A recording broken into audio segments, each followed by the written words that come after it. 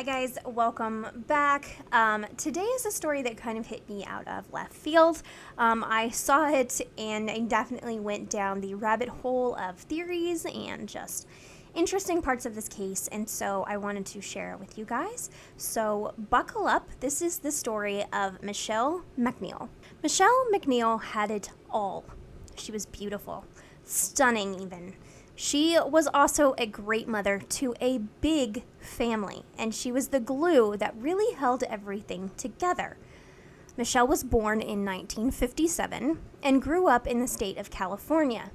She seemed to be wonderful at everything she touched.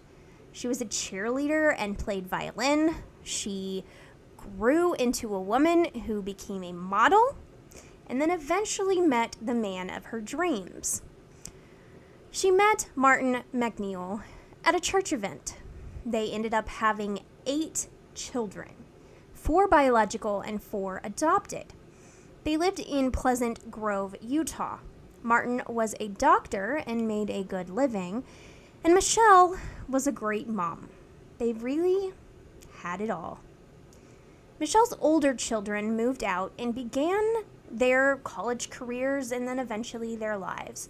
But all the kids stayed very close to their mother, and the older siblings stayed in touch with their younger siblings.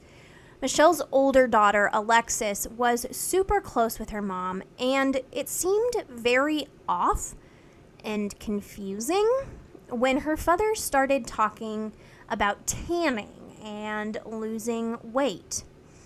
He started to really care about looks and was even trying to convince Michele to get plastic surgery.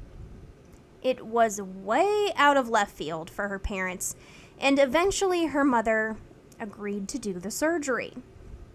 Alexis came home to help her mother after she had the surgery.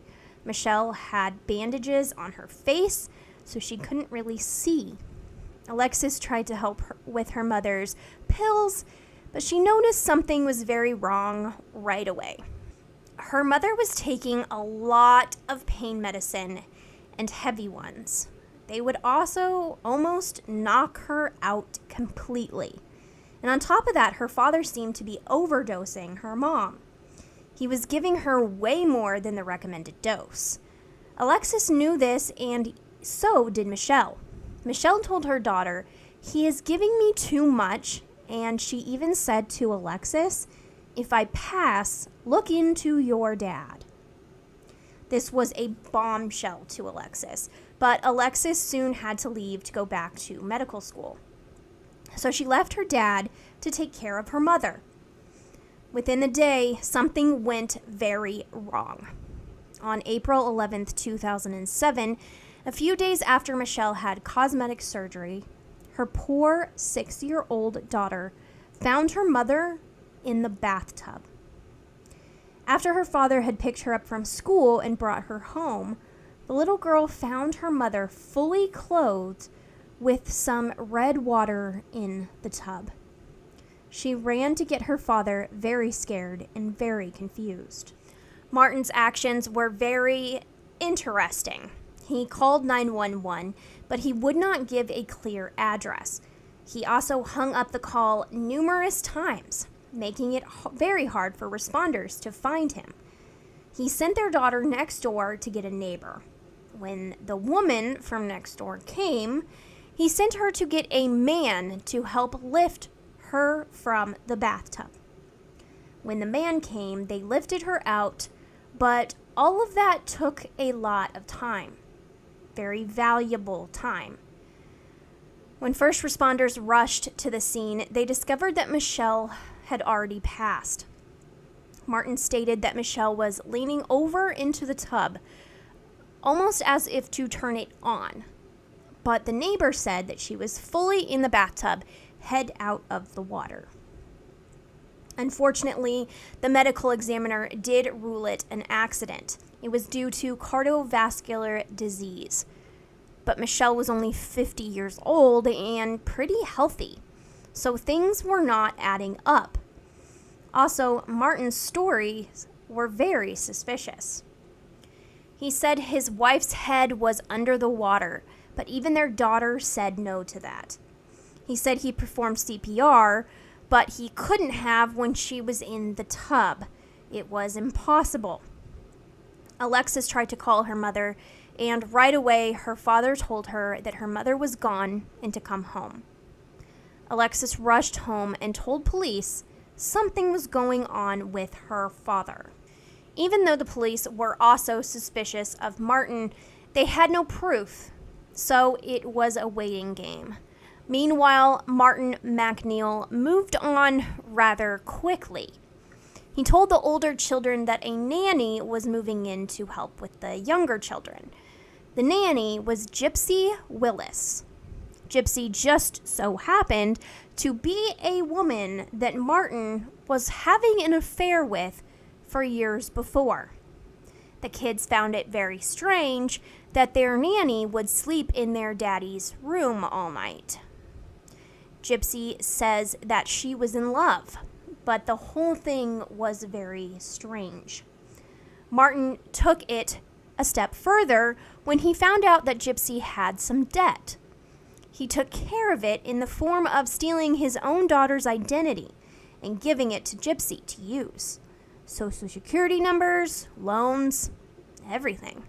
So they were soon sent to prison. And while they were there, it gave the police a chance to open a bigger case into the incident with Michele. They found out that the doctor gave her a potent combination of medicines. Michelle's manner was changed to undetermined and suspicious. It was a big jump in the case. The prosecution gathered enough evidence to go to trial in 2013, although a lot was circumstantial. But there was some hard-hitting evidence. They even brought in the bathtub to demonstrate how she was found. Other inmates even testified that Martin had said he was glad she was gone. In 2014, he was found guilty, but only sentenced to 15 years.